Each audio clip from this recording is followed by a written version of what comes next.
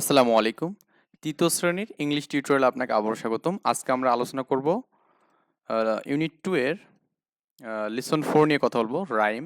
Rhyme অর্থ হচ্ছে ছড়া। ঠিক আছে? সো আমরা একটু ছড়াটা পড়ি এখানে। এখানে বলা আছে লিসেন মানে শোনা অ্যান্ড রিড মানে পড়ো দ্য রাইম বিলো মানে আমাদের বিলো মানে নিচে, হ্যাঁ?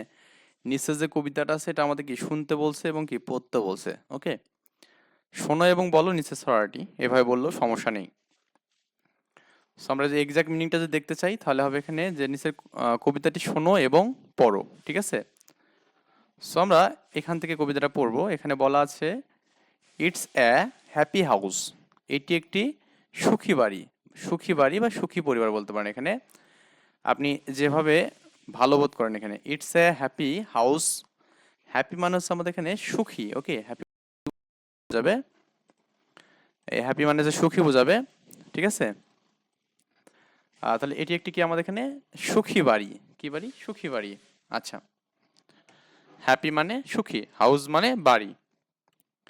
ইটস এ, এখানে ইটস এ দেখুন আইটি দিয়ে এজ আছে না, এটা মানে ইট ইজ হবে এখানে। আইটি এখানে দিবেন, এখানে আইটি, ইট ইজ। ওকে? তো এটাকেই সংক্ষিপ্ত লেখা যায় ইটস। কি বলা যাবে? It's. It's a happy house. এখানে এর উচ্চারণ এ হয় অ্যাকচুয়ালি। এটা আমরা এখানে গ্রামেটিক্যাল না, এটা আমাদের উচ্চারণের দিক দিয়ে আর কি এ হয়। ঠিক আছে? It's a happy house. এটি একটি সুখী বাড়ি। এখানে দেখুন এই যে এটি একটি সুখী বাড়ি। ইটস এ হাউস, এটি একটি বাড়ি। তারপরে বলা আছে এখানে আমাদের ইটস এ হ্যাপি হাউস, এটি একটি সুখী বাড়ি। ইটস এ হ্যাপি হাউস, এটি একটি সুখী বাড়ি। সুখী মানে বোঝেন তো এখানে যেখানে আনন্দ দিয়ে ভরা আর কি, এরকম কিছু বোঝায় আর কি। আচ্ছা, ক্যান ইউ সি। আচ্ছা দেখুন, ক্যান মানে পারা বা পারো, ইউ মানে তুমি, সি মানে দেখা। হ্যাঁ, তাহলে can you see, can you see তুমি কি দেখতে পাচ্ছ?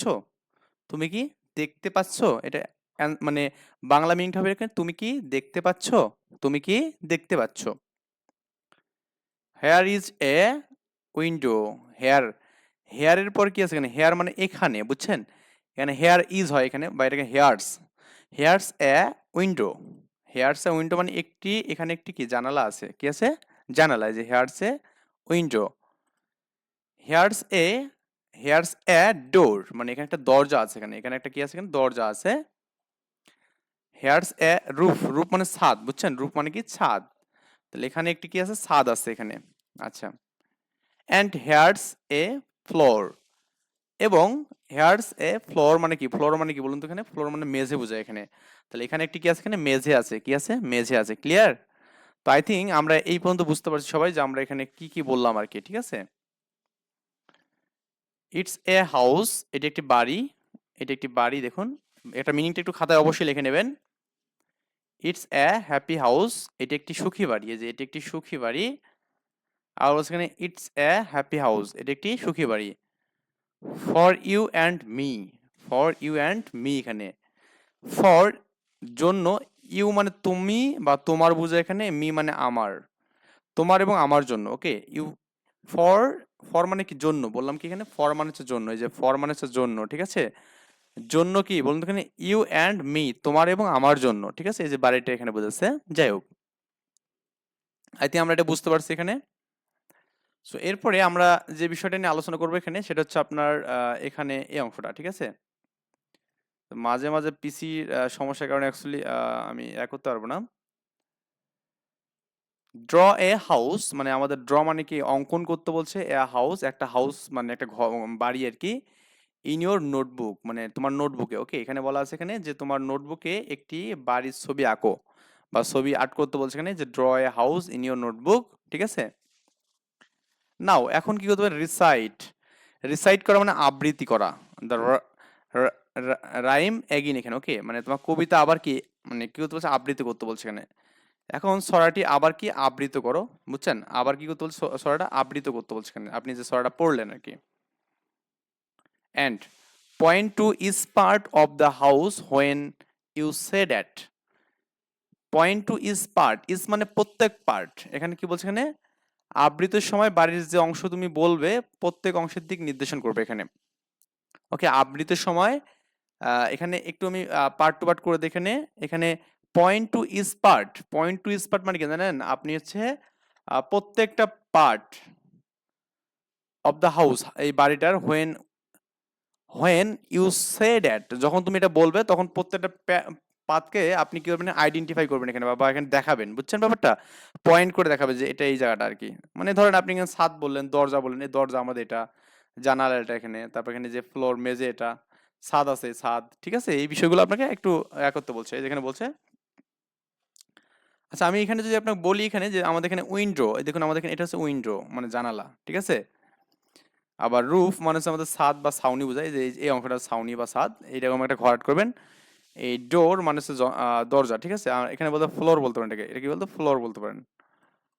FLOR, floor. ফ্লোর মানে কি এখানে বলতে মেঝে এখানে, ক্লিয়ার? তো এভাবে আপনি এখানে এটাকে আইডেন্টিফাই করতে পারবেন। সি নাম্বার বলছে এখানে make a list of all the part of a house, মানে এরপরে আপনাকে যেটা করতে বলছে, মেক মানে তৈরি করতে বলছে এখানে, a list of all the part of house mentioned, okay?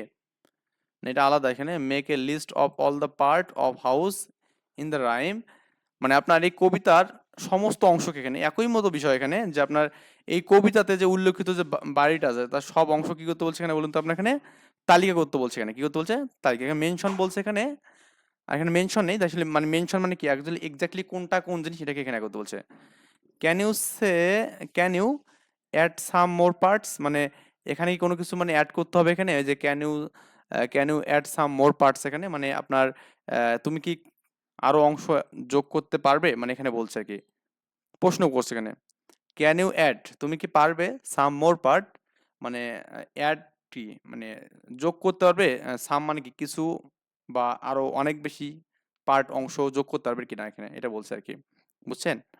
So share your list with your friend, মানে এই যে এটা আপনাকে শেয়ার করতে বলছে, মানে যে লিস্টটা আপনি এখানে অ্যাড করতে পারবেন, এই লিস্টটা আপনাকে শেয়ার করতে বলছে উইথ ইওর ফ্রেন্ডস, মানে তোমার বন্ধুদের সাথে, এখানে কার সাথে, তোমাদের বন্ধুদের সাথে, ক্লিয়ার ব্যাপারটা? আচ্ছা, জাস্ট আমি একটু আপনাদের এখান থেকে দেখা, এখানে share your complete list with your friend, মানে তোমার বন্ধুদের সাথে এটা কি ভাগাভাগি বা শেয়ার করার কথা বলছে এখানে। তো আমরা এখানে অ্যান্সারটা যেখানে দেখি আর কি, সেটা আমরা এরকম পাবো যে আপনার পার্টস অফ দ্য হাউস, সেই বিষয়গুলো হচ্ছে উইন্ডো মানে হচ্ছে জানালা, ঠিক আছে? ডোর মানে হচ্ছে আমাদের দরজা, রুফ মানে হচ্ছে আমাদের ছাদ, ফ্লোর মানে হচ্ছে আমাদের মেঝে, ওয়াল মানে হচ্ছে আমাদের দেওয়াল, ঠিক আছে? এগুলো আপনি খাতায় একটু লিখে নেবেন। ব্যালকনি, ব্যালকনি ইংলিশ শব্দ, বুঝছেন? আমরা কিন্তু বাড়িতে বলি যে ব্যালকনি দেওয়া লাগবে, অ্যাকচুয়ালি ব্যালকনি হচ্ছে এটা আসলে ব্যালকনি হয় এখানে, অ্যাকচুয়ালি ব্যালকনি হচ্ছে আমাদের কি ঝুল বারান্দা, বা এখানে আমাদের যে ছোট যে বারান্দা থাকে এটা বলি এখানে। আচ্ছা, ভারান্দা, ভারান্দা মানে কিন্তু বারান্দা, বুঝছেন? যেটা ভারান্দা বলি এখানে, ভারান্দা, ভারন্দা, ভারন্দা মানে কি এখানে আপনার বারান্দা বোঝায় এখানে। আর সিলিং, সিলিং মানে কি বোঝায় এখানে, ঘরের ছাদ বা ছাদে, মানে আপনারা এখানে যে যদি ফ্লোর মানে করেন ইটের বাড়ি আর কি যেটা বলে এখানে, বা মাটির বাড়ি যেটা হোক না কেন, আপনারা যে বাঁশ দিয়ে যে উপরে ছাদ দেন, এটাকে আপনার সিলিং বলা হয় এখানে, ঠিক আছে? এটা কি বলা হয় এখানে, সিলিং বলা হয়।